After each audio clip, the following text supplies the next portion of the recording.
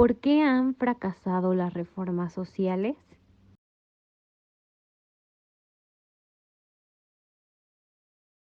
El día de hoy hablaremos de un tema de interés y relevancia. Primero, comencemos haciéndonos la pregunta de ¿qué son las reformas sociales? Estas son medidas de carácter político y económico que apuntan a mejorar la eficacia, calidad de vida y la igualdad en el acceso a servicios y bienes fundamentales para la sociedad. Bueno, como segundo punto, ¿por qué es necesaria la reforma social? Augusto Comte nos explica en la filosofía positiva que la sociedad se encuentra inmersa en una crisis, esta caracterizada porque tanto los reyes como los pueblos se han formado una idea falsa de la naturaleza del trabajo.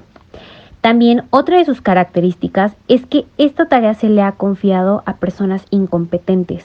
Algo muy importante de comprender es que los cambios no se dan de la noche a la mañana. Los cambios se producen de manera paulatina para que produzcan un efecto. Sin embargo, el cambio no se ha podido ni siquiera empezar porque se entendió este trabajo de forma equivocada. Se ha formado la idea de un trabajo puramente práctico, cuando es un trabajo teórico. Para poner un ejemplo, pensemos en un plan de organización social en México. En el Pacto por México, el presidente Enrique Peña Nieto, firmado el 2 de diciembre de 2012, el expresidente tuvo la intención de unificar a partidos de oposición para poder lograr la reestructuración económica que se alineaba con su ideología y con la del partido. Y lo que se hizo con ese trabajo de organización social fue precisamente establecer la base teórica del proyecto de políticas del paquete de políticas públicas en beneficio del país que tenía el expresidente. Y junto con los otros partidos, para que en un futuro se llevara a la práctica y no existiera oposición por parte de los otros partidos.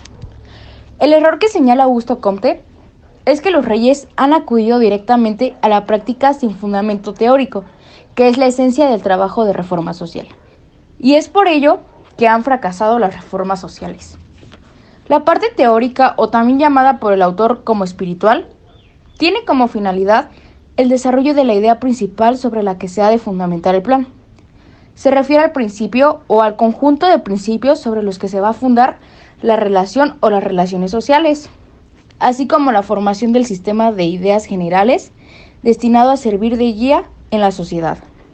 Y por el otro lado, la parte práctica o temporal es la parte en la que se determina la manera en que se reparte el poder y el conjunto de las instituciones. Se podría decir que la parte teórica constituye el alma, la parte que antecede a la práctica. Y una vez constituida esta parte, le corresponde ahora sí a la práctica la realización de la teórica. La práctica es una consecuencia necesaria de la parte teórica. Esto nos lleva a la siguiente pregunta. ¿Qué es lo que hace que una sociedad sea una sociedad? Lo que distingue a una sociedad de una simple aglomeración es concretamente que se ejerza una acción general y combinada, que tiene por objetivo dirigir hacia un fin general todas las fuerzas particulares. Esta idea está conectada con la parte teórica de la que nos habla Comte, y es por ello que los pueblos se han quedado encerrados en el sistema antiguo, porque no se ha determinado un fin y el espíritu del sistema nos dice que existen dos fines de actividad posibles para una sociedad. Uno es el fin violento o la conquista, y el otro, el industrial, que supone la acción humana sobre la naturaleza, para su modificación en beneficio de la misma humanidad. Toda sociedad tiene que tener uno de estos dos fines, y a este constituye la condición primera y más importante del orden social, y a su vez fija el sentido en el que se debe de conseguir todo el sistema. El poder espiritual y el poder temporal.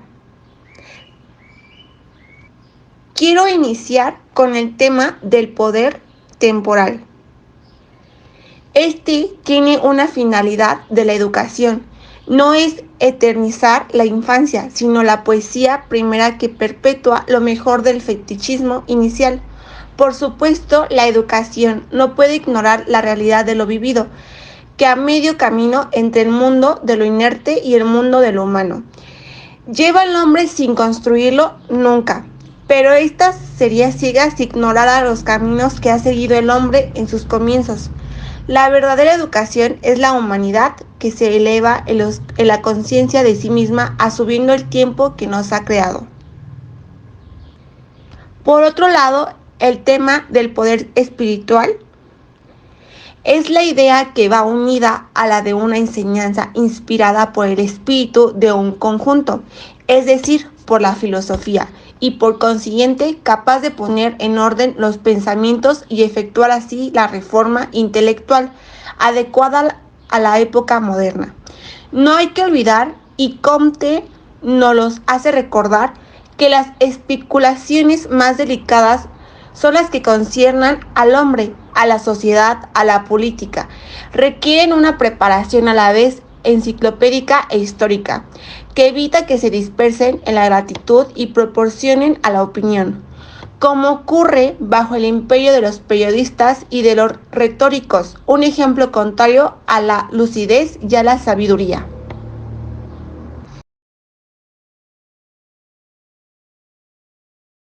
Nuevos caminos. En esta parte, el autor señala el gran trabajo para la reorganización social que dicta la naturaleza del espíritu humano y la dirección de los grandes trabajos políticos que deben de ser emprendidos hoy. Se refiere a cómo la razón humana está obligada a probarse metódicamente y menciona como ejemplos la construcción de una carretera, de un puente o la navegación de un barco. Con base en esto se plantea entonces, ¿la reorganización social será entonces un asunto solo de práctica? Toda operación humana completa está de dos partes, una teórica y una práctica.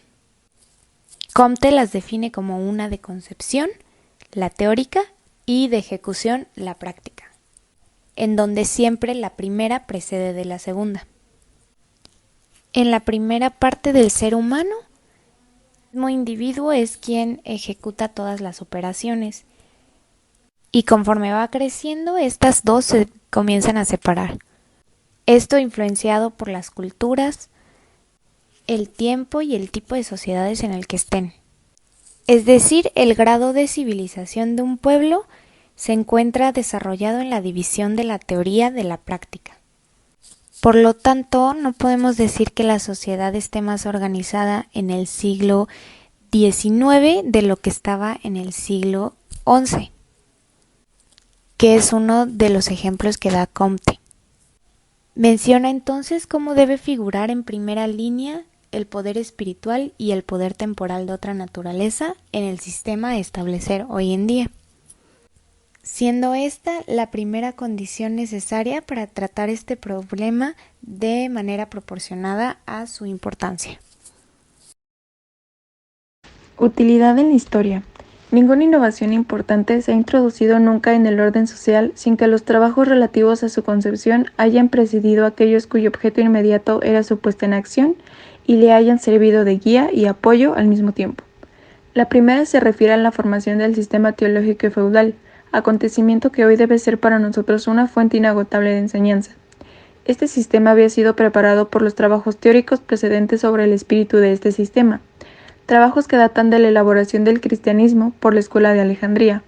La obediencia y el sentimiento de protección del fuerte al débil no era más que la aplicación de esta doctrina al reglamento de las relaciones sociales en el estado de la civilización de ese entonces. Para todo trabajo nuevo o una innovación, se aprende y desarrolla conocimiento basado en uno previo, y para que pueda haber una organización social o reforma social, es necesario organizar el aspecto espiritual con el aspecto temporal, es decir, que no se puede ser nada esencial ni sólido en la parte práctica, en tanto que no esté establecida o muy adelantada. El estudio cuidadoso de la marcha de la civilización prueba que está ahora más preparada la reorganización espiritual de la sociedad que la reorganización temporal. Así, la primera serie de esfuerzos directos para terminar con la época revolucionaria debe tener por objeto el reorganizar el poder espiritual, mientras que, hasta el presente, la atención no se ha fijado nunca más que en la reforma del poder temporal. Es de absoluta necesidad el separar los trabajos teóricos de la reorganización social prescrita a la época actual, es decir, concebir y ejecutar los que se relacionan con el espíritu del nuevo orden social. Habiendo establecido la naturaleza de los trabajos preliminares que deben ser ejecutados para la organización del sistema social nuevo, esté fundada sobre sólidas bases. Es fácil determinar cuándo son las fuerzas sociales destinadas a cumplir esta importante misión, ya que ocupan personas correctas y competentes para concebir el trabajo como debe de ser concebido. Está demostrado que la manera en que han procedido los pueblos hasta ahora en la formación del plan de reorganización es radicalmente errónea. Sería inútil insistir mucho para darles a entender que eran incompetentes por completo los hombres a quienes estaban confiando este gran trabajo. Habiendo desconocido los pueblos la naturaleza del trabajo, no podían dejar de equivocarse en la selección de los hombres llamados a ejecutarlo. Por lo mismo que estos hombres eran apropiados para el trabajo, tal y como lo concebían los pueblos. Bueno, pues con respecto a la jurisprudencia metafísica y la crítica, vamos a encontrar el error en los hombres de leyes, es decir, para tener una buena reorganización social u organización de una sociedad, necesitamos primero de dos elementos que van a ser muy importantes. Primero, la teoría y después la práctica. Estas relaciones de poder deben de ser por sabios, se consideran los primeros sabios y después los industriales, deben de ser observadores con una capacidad científica y que sean actuales, deben de tener la capacidad de elocuencia, que es la persuasión y el razonamiento.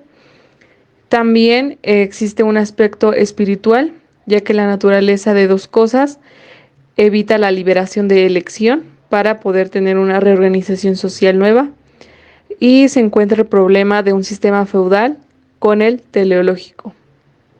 Entonces, la clase de capacidad tiene cada naturaleza de trabajo. Y los primeros sabios son los encargados de emprender las primeras partes de ser trabajadores, y los segundos, que son industriales, son los encargados de un sistema administrativo. Un último carácter esencial, la organización europea. La crisis actual, el aislamiento de los pueblos es una consecuencia de la caída del sistema feudal y teológico, por la que se han encontrado deshechos los lazos espirituales que aquel sistema había establecido entre los pueblos de Europa y que se han intentado sustituir con un estado recíproco disfrazado con el nombre de equilibrio europeo. La doctrina crítica es incapaz de restablecer la armonía que ha destruido en su principio fundamental antiguo y por lo contrario la aleja. Primero, por su naturaleza, tiende el aislamiento, y en segundo lugar, los pueblos no podrían entenderse por completo sobre los principios mismos de esta doctrina, porque cada uno de ellos pretende, de acuerdo con ella, modificar el sistema antiguo en diferentes grados. La verdadera doctrina orgánica puede producir esta unión tan reclamada por el estado de la civilización europea. Debe forzosamente determinarla presentando a todos los pueblos de la Europa occidental el sistema de organización social a que están llamados todos en la actualidad, y del que cada uno gozará de una manera completa en una época más o menos cercana, según el estado especial de sus luces. Por otra parte, es necesario observar que esta unión será más perfecta que la producida por el sistema antiguo, lo cual no existía en el aspecto no existía más que en el aspecto espiritual, mientras que la de hoy se enfoca más en el aspecto temporal, de suerte que los pueblos están llamados a constituir una verdadera sociedad general, completa y permanente. Es notorio que los sabios solo forman una verdadera coalición compacta y activa, en la que todos los miembros se entienden y se corresponden con facilidad y de una manera continua de un extremo al otro de Europa. Esto se debe a que hoy en día son ellos los únicos que tienen ideas comunes, un lenguaje uniforme, un fin de actividad general y permanente. Ya hemos observado que los reyes, aun rigiéndose de acuerdo con un plan absurdo en su principio, proceden a su ejecución de una manera mucho más metódica que los pueblos, porque la línea que siguen está por completo descrita en el pasado del modo más detallado. Así, en el aspecto que consideramos, los reyes combinan sus esfuerzos en toda Europa mientras los pueblos se aíslan. Por este solo hecho, tienen los reyes una ventaja relativa sobre los pueblos, contra la cual estos no pueden luchar con ningún otro medio, lo que alcanza una importancia extrema. Los directores de la opinión de los pueblos no tienen otro recurso que el de protestar contra semejante superioridad de posición, la cual no disminuye por eso. Como una fuerza no puede ser contenida más que por otra fuerza, en el aspecto europeo los pueblos estarán evidentemente en una situación de inferioridad con respecto a los reyes, mientras la fuerza de los sabios es la única que puede ser para los pueblos su salvación, con la excepción de la necesaria superioridad de una coalición espiritual sobre una coalición puramente temporal. Sociología Jurídica. Integrantes: Edelyn Fernández, Jimena Juárez Rueda, Fátima Yasmín Juárez, Carolina Gabriel, Jocelyn Asenet Juárez y Ana Sepúlveda.